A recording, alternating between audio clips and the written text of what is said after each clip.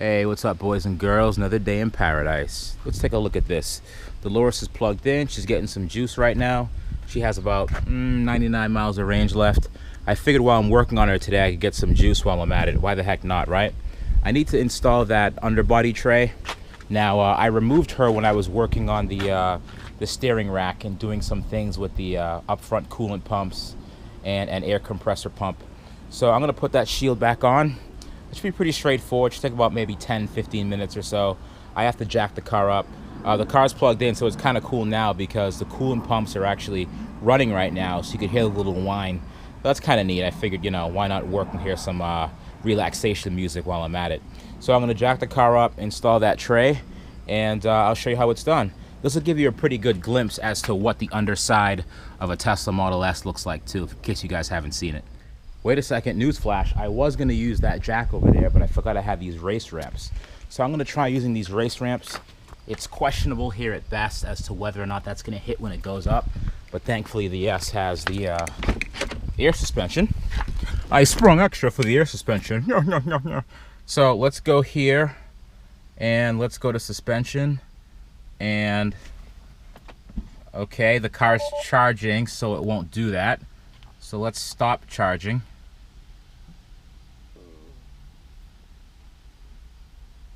Charging stopped. Okay, now on the brake. Oh my gosh! Get it, jeez. Okay, close the charge port door. And let's get back in. Let's try this one more time. Okay. Let's go to very high. I'm gonna need it. You can feel the car going up. Such a cool thing. All right, awesome. Now I'm gonna attempt to jack the front of the car up. Oh, it's already up, obviously. Let's see how much higher it went. Not that much higher, honestly. You know what? I still think I might be able to make that. I think I can. I'm willing to risk it. Again, it's not my car. What do I care? All right, so I'm gonna pull up a little bit. I'm gonna see how this thing does. This is one of the most terrifying things. You really, really want a friend to do this, but I don't have friends that are willing to help me do this.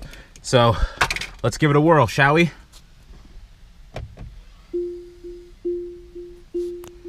Come on, just a little bit here. Just nice and easy. Nice and easy. Nice and easy.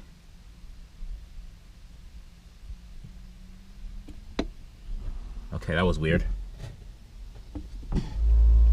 That was weird. One more time. One more time. Up, up, up. Okay, maybe that's it? Who knows? Let me check it out. How high did it get? Oh, it didn't even get all the way up.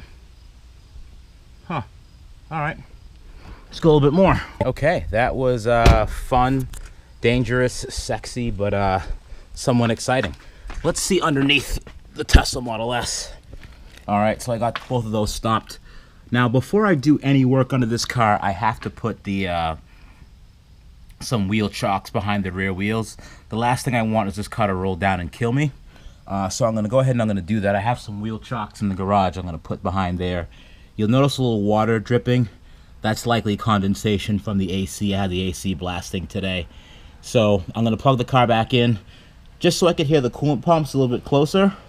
And I should be well underway. All right, the wheel chocks are at the rear. Now, another step you don't really talk about, put the car in jack mode. Jack mode's pretty important. That way you don't have the suspension trying to constantly level itself. Okay, awesome, it's in jack mode. Cool, jack mode on. Now, what jack mode does is it disables the suspension leveling. So what's gonna try to happen if jack mode wasn't on, the rear would try to jack itself up as high as it could go to compensate for the front, and it also does it from side to side as well. So you definitely don't want that while you're working on the car. You definitely don't want when you shift weight on one side for the other side to try to compensate, because when you're trying to change a wheel or a tire or anything like that, it makes it a pain in the butt. All right, so now it's pretty safe to go under here. Not really much to see. I didn't plug the car in as yet, but I will. Under this car is pretty clean. I just kind of wanted to shield the bottom a little bit more from any water or road debris that may result from me driving over puddles or even in a light rainstorm. I kind of want to get these connectors out of the way and make it as safe as I can. So I'm going to start putting that tray in, let you guys listen to the pumps, all that good stuff.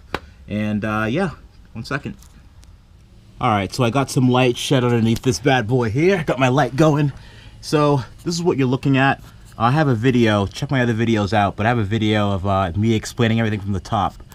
But from the bottom, this is the valve block for the air compressor line. So what these are is that these go to each individual side of the car, and this actually controls, these valves actually control how much air goes into each air shock, thus leveling the car. So it could actually put, you know, more air in the front right strut versus the rear left strut, and it could actually auto balance the car from there. So this is the actual air compressor pump directly above me. This is a 3-way coolant valve over here, and this is the ABS logic right here. So that's the ABS system that that individually pumps the brake fluid to each wheel. So yeah, that's really it from underneath. There's a lot of really important components under the car, but I think Tesla did a decent job making these components somewhat waterproof, because I mean, this is essentially the lowest point of the car, and anything that it's assumed that anything this low in the car will get to water at some point or another. So they did a pretty decent job making a lot of these watertight. So now I'm going to start putting the screws back in for this thing over here.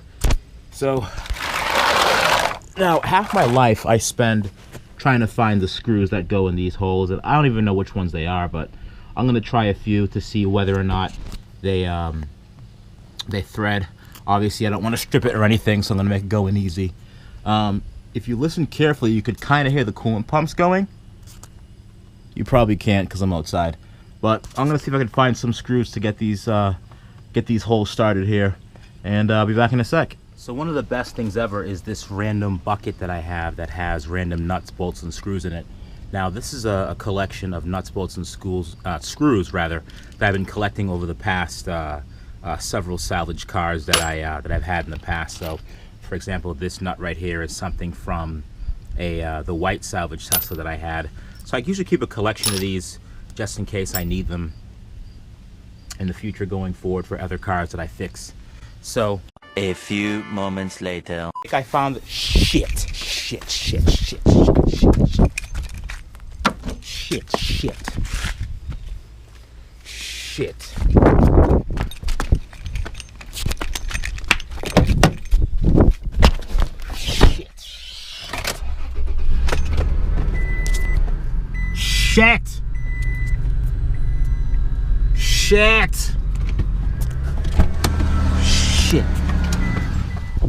Fuck, shit.